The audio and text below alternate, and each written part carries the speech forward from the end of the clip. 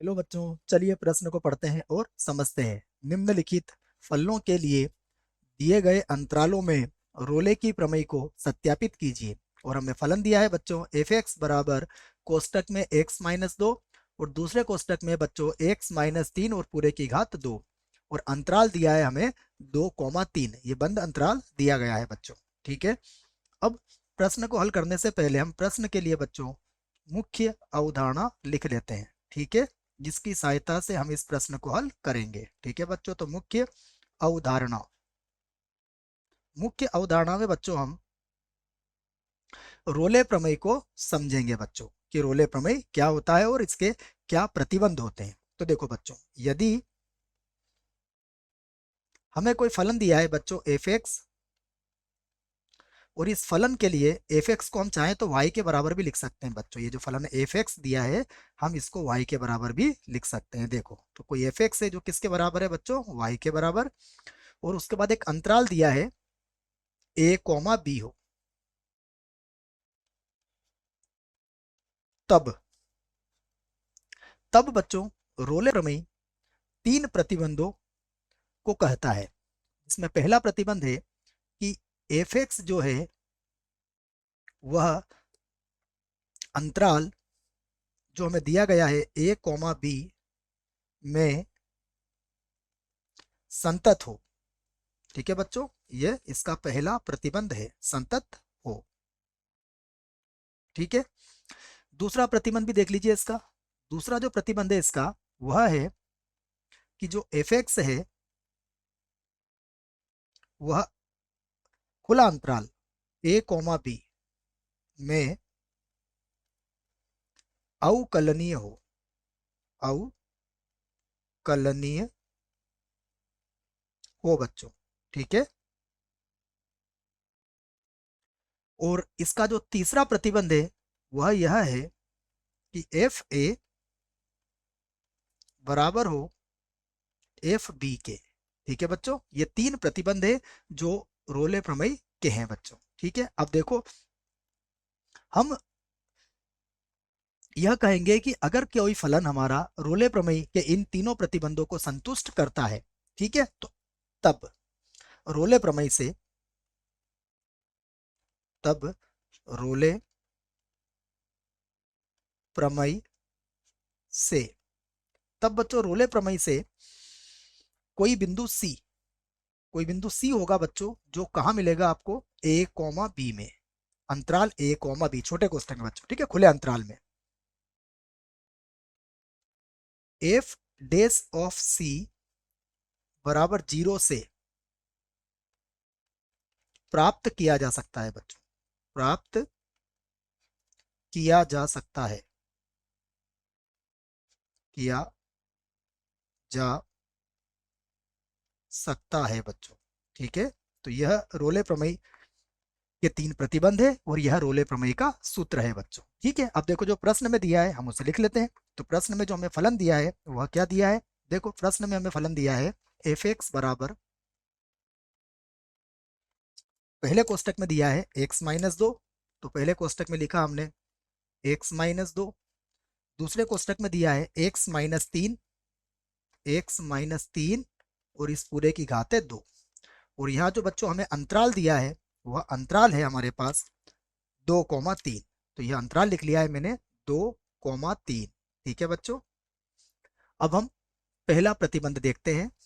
तो यहाँ देखो बच्चों, एफ एक्स जो है वह क्या है, एक बहुपदीय फलन है। देखो, जब आप एक्स माइनस तीन की घात दो को ए माइनस बी की पावर दो के सूत्र से खोलोगे और इसको गुणा करोगे तो यहाँ कहीं पर भी आपको एक्स की घात अपूर्णांकों में नहीं मिलेगी, अर्थात यह क्या है, एक बहुपदीय फलन है। तो हम लिख लेते हैं कि एफ एक्स जो है वो बहुपदीय फलन है। और जो बहुपदीय फलन होते हैं बच्चों, यह सदैव सतत होते हैं। तो बहुपदीय फलन है, अतः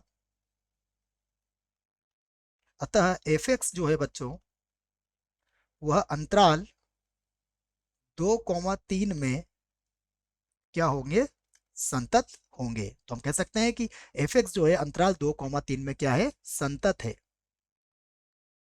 संतत है। ठीक है बच्चों। अब देखिए, अब हमें इसकी अवकलनीयता की जांच करना है। तो अवकलनीयता की जांच करने के लिए देखो बच्चों, सबसे पहले तो जो फलन दिया है उसे लिखते हैं। एफ एक्स हमारे पास है x-2, और दूसरे कोष्टक में है x-3 और पूरे की घात 2। तो बच्चों हम इसका x के सापेक्ष अवकलन करेंगे।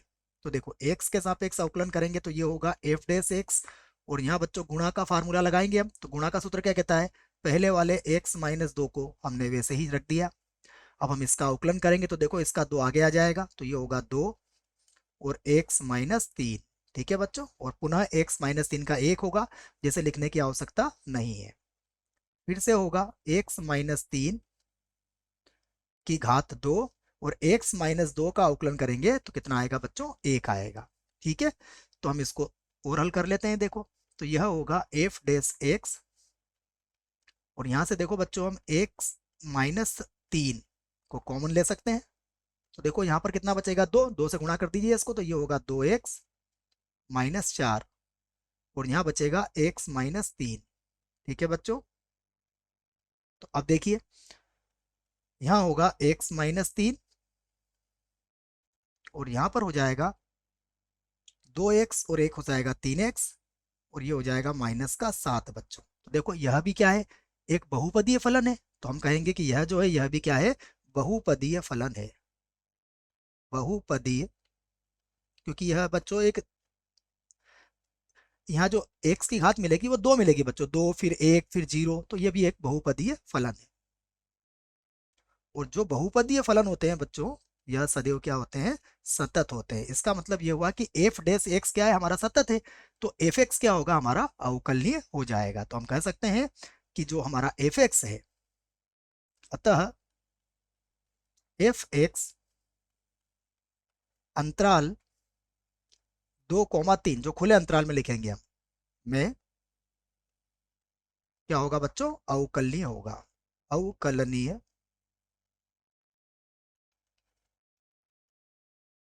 है। ठीक है, तो अवकलनीय भी हो गया, हो चुका है बच्चों। अब तीसरे नंबर पर हम क्या निकालेंगे, एफ ए का मान कितना है, यहाँ पर देखो 2 है, तो यह बनेगा f 2।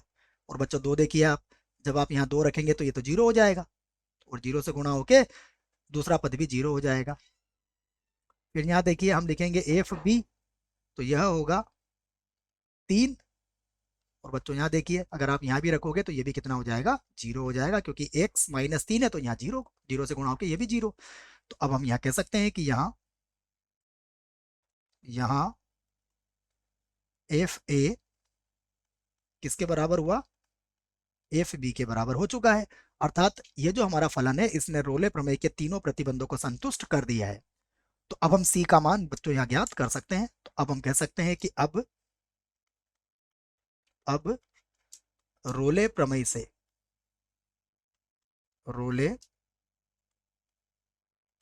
प्रमेय से, देखो बच्चों अब रोले प्रमेय से क्या होगा, हमें एक बिंदु सी ज्ञात करना होगा, जो कहां से मिलेगा हमें, एफ डैश ऑफ सी बराबर 0 से। ठीक है, अब देखिए एफ डैश ऑफ सी में हम मान रख देंगे बच्चों। तो देखो यहाँ पर क्या मान आएगा, एफ डैश ऑफ एक्स कितना था, हम इसे भी लिख लेते हैं। देखो यहाँ पर हमारे पास एफ डैश एक्स कितना आया था बच्चों, देखो यह था x-3 और 3x-7, यह था x-3 और 3x-7। ठीक है बच्चों, तो देखो यहाँ पर एफ डैश ऑफ सी कितना हो जाएगा हमारे पास, यह होगा c-3, और दूसरे कोष्टक में आ जाएगा बच्चों 3c-7 बराबर क्या हो जाएगा, 0। देखो तो इनकी तुलना कर लेते हैं हम। तो सब सर्वप्रथम लिखेंगे c-3 बराबर 0, तथा फिर लिखेंगे बच्चों 3c-7 बराबर 0। तो यहाँ से देखो c का मान क्या निकलेगा, यहाँ से c का मान हो जाएगा 3। अब बच्चों देखो क्या 3 हमें इस अंतराल में मिलेगा, देख लेते हैं हम। अंतराल क्या हमारे पास, 2,3। तो हम कहेंगे कि यह इज नॉट बिलोंग्स टू अंतराल, हमें क्या दिया था, 2,3, क्योंकि 2,3 में बच्चों ये खुला अंतराल है तो 3 यहाँ पर नहीं मिलेगा हमें। तो यहाँ तो सी का मान हम ज्ञात नहीं कर सकते हैं। तथा तथा देखो बच्चों, यहां से सी का मान क्या होगा हमारे पास, यहां से हमारे पास सी बराबर होगा 7/3। और 7/3 जो होगा बच्चों, वह हमें 2,3 के मध्य मिल जाएगा। अर्थात सी का एक मान हमें मिल चुका है। तो इस आधार पर हम कह सकते हैं कि अतः अतः रोले प्रमेय रोले प्रमेय सत्यापित होती है बच्चों। यही हमें सिद्ध करना था, देखो सत्यापित होती है। ठीक है, तो प्रश्न का उत्तर बच्चों हमारा आ चुका है। आशा करता हूं आपको इस प्रश्न का उत्तर समझ में आया होगा। धन्यवाद।